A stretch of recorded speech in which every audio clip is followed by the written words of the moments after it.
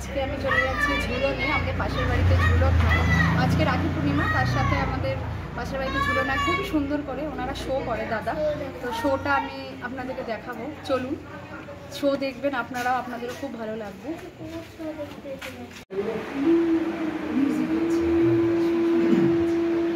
নমস্কার।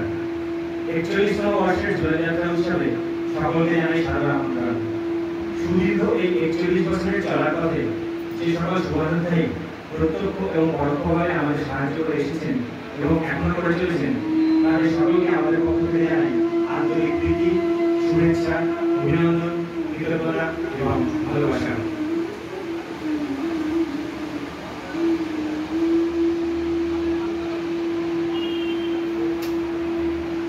বর্তমান প্রজন্মের শিশুরা প্রকৃত অর্থেই এক ব্যতিক্রমী শৈশবকাল অতিবাহিত করছে।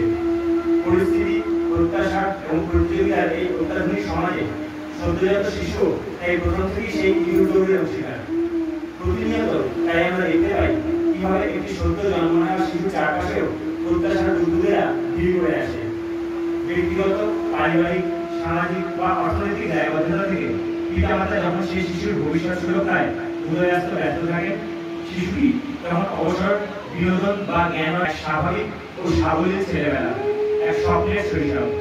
যে শৈশব কাটিয়ে এসেছি আমি, আপনি বা আমাদের মতো আরো এমন অনেকে যারা এখন অভিভাবকের পদে উন্নীত হয়েছেন। স্মৃতি পাথর থেকে তুলে এনে আমার, আপনার সেই শৈশবকালের কিছু উদ্ভূত ঘটনার এক অন্যরকম মেলবন্ধন, এক মনোজ্ঞ স্মৃতিচারণ। আমার, তোমার ছেলেবেলা, the childhood we left behind.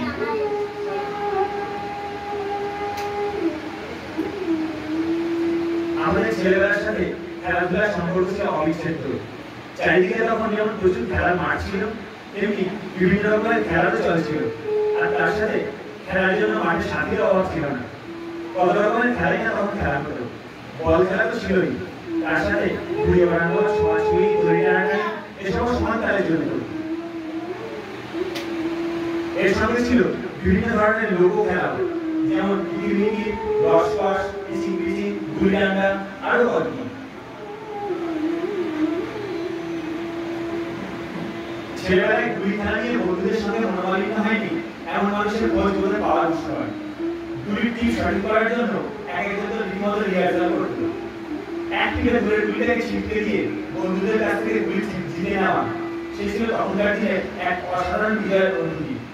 যদিও কারো কারো অভিভাবক তাদের ছেলেদের গুলি খেলতে দেওয়ার বিরোধী ছিলেন, তা সত্ত্বেও গুলি খেলা ছিল সেই সময় এক অসাধারণ বিনোদনের অঙ্গ।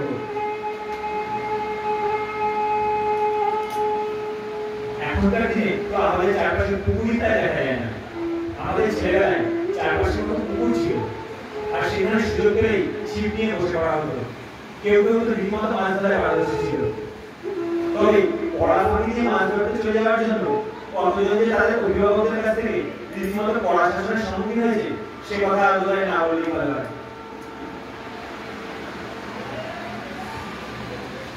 এতক্ষণ শুধু খেলার গল্প করলাম, এবার একটু গল্প শোনার গল্প।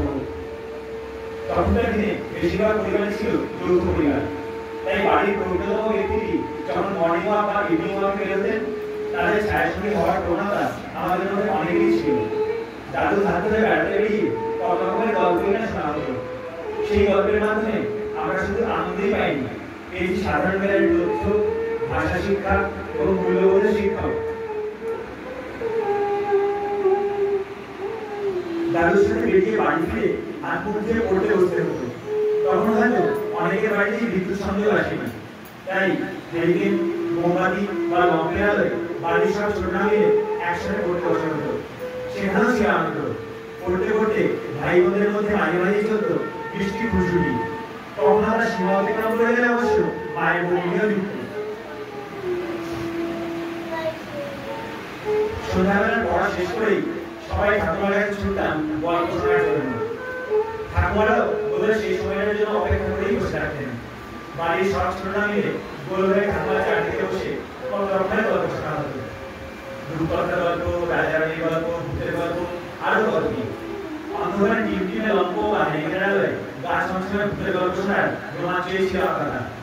এই তো কিছুদিন আগেও যখন অনেক বাড়িতে বিদ্যুৎ সংযোগ হয়ে গেছে, সেই সময়ও ছোটরা অপেক্ষা করে থাকতাম কখন বিদ্যুৎ চলে যাবে আর আমরাও তাড়াতাড়ি পড়াশোনার পাত্রে গিয়ে ওনার কাছে গল্প শুনতে পাবো।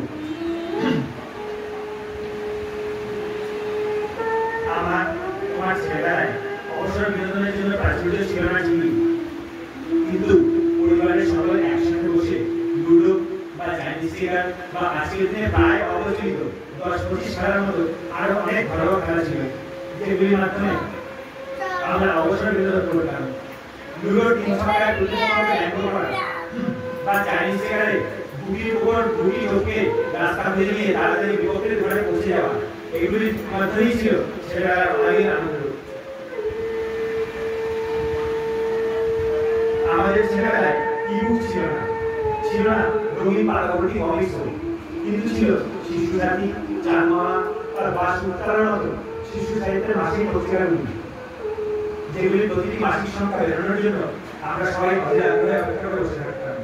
সেই বইগুলিতে কত রকমের শিশু বিনোদনের রসদ ছিল শিক্ষামূলক বা চিন্তামূলক গল্প।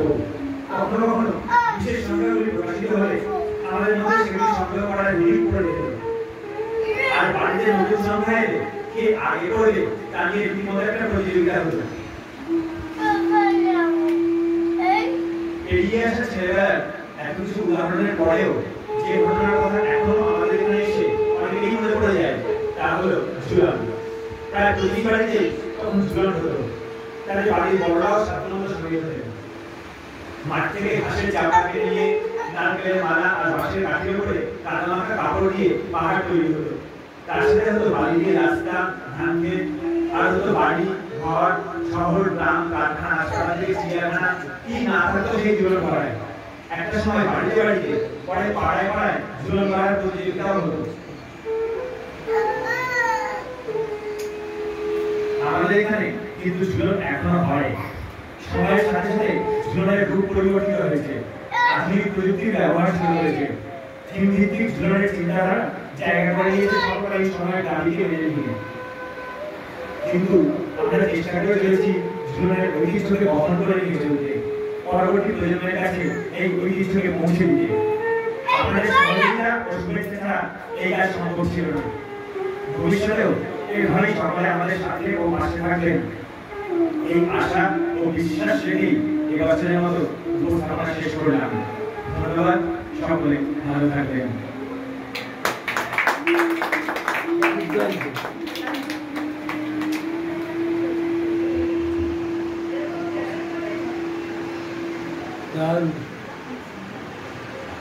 Thank you, Babu.